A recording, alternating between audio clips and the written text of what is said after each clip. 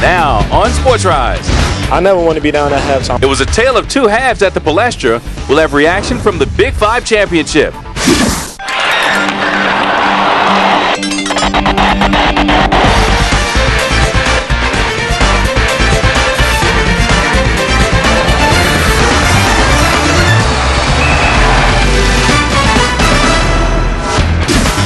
At halftime of the Villanova St. Joe's game at the Palestra last night, Comcast Sports Desk Neil Hartman was among the members of the media recognized by the Big 5 as part of its 50th anniversary. Good morning. Welcome to Cherry Hill Nissan Sports Rise. I'm Ron Burke. The latest edition of St. Joe's Nova carried the weight of 50 years of tradition. This meeting between the Hawks and Wildcats capped the 50th anniversary season of the Big 5 and marked just the fourth time ever two 3-0 teams have met for the title. But fourth-ranked Nova was at a loss even before the game began. Shooting guard Mike Nardi was out with tonsillitis.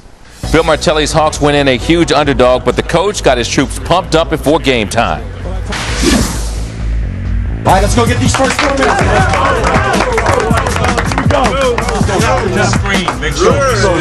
Let's go get the city. Hawks on 3. 1, 2, 3. Hawks!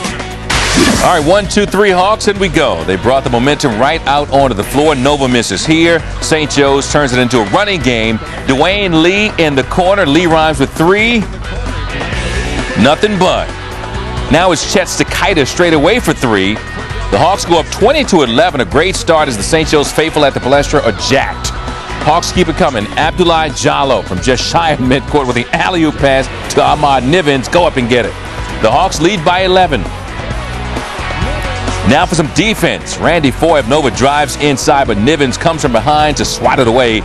Nova missing mightily in the first half, and St. Joe's looking to make the Wildcats pay. Stakaitis for 3. He had 13 and a half. Jay Wright and company down 12 at the break. Now to the second. Whatever the coach said at halftime woke up the Wildcats, particularly Kyle Lowry. Hits the floater there, then steals the inbounds, goes the other way for the lay-in. Now Lowry with the steal here, gives it up to Allen Ray for the big throwdown. Nova scored the first 10 points of the second half. That made it a 2-point game. And then Lowry driving inside, stepping through the D. Part of a 17-3 Nova run as the Wildcats go up 2. Lowry's not done. Picks Pacalathis's pocket, and he is on his way somewhere. Lowry had 11 points in the first 7 minutes of the second half. Talk about a catalyst. The Cats are now hitting everything. Ray with the drive, kicks out to Foy. That's a 3. And the foul. He converted the 4-point play. The Wildcats went up 10. And then late in the game, with Villanova comfortably ahead, Ray, the nice bouncer to Lowry inside. He had a game-high 25. Villanova comes from behind to take down St. Joe's. 71-58. Nova shot 68% in the second half. Lowry with 17 of his 25 points after the break. The Hawks, on the other hand, shot 50% in the first half, only 25% in the second. Neil Hartman now checks in with more on how the Wildcats rallied to win their 17th Big 5 title. It was the holy war for the Big 5 championship, the perfect ending for a historic year.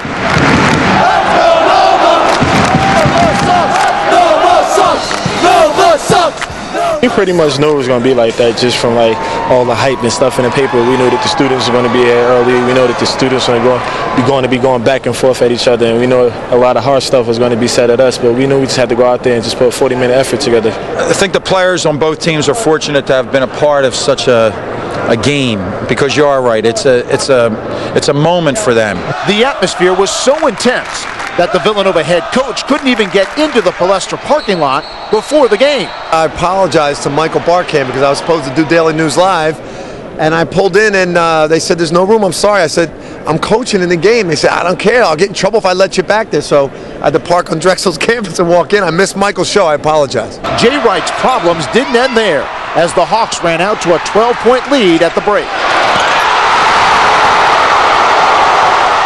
But then, everything changed in the first 7 minutes of the second half, thanks to a kid from Cardinal Dougherty High School. You took this game over, What happened? What turned it around? I don't think I took the game away. I just was playing off my teammates. We were just out there playing together. Happened to, we was balls was just, we jumped to the ball and was in the passing lanes, and we happened to be playing good defense. We started communicating more. The leaders started taking over more. We made shots. We got back in the game. That's what impresses me the most about Kyle. It's not the points. It's just that he had 5 rebounds, 4 steals, and he's always in the mix of something. Whenever you see a little scramble somewhere and everybody's on the ground, Kyle Lowry's like under there. He's coming out with the ball. The Nova Guard tidal wave made that 12-point lead disappear within 6.5 minutes in the second half. The first half we brought the fight. We were right there with them. Coach told us in the games he's watched, they've won every 50-50 ball. They won every loose ball, and we were right there with them in the first half. And then something changed in the 10 minutes between the first and second half where we weren't fighting for the ball. I don't know what it was, but we're going to be thinking about that for the next few days. 50 years, an electric Palestra, and a Big 5 champion on the main line.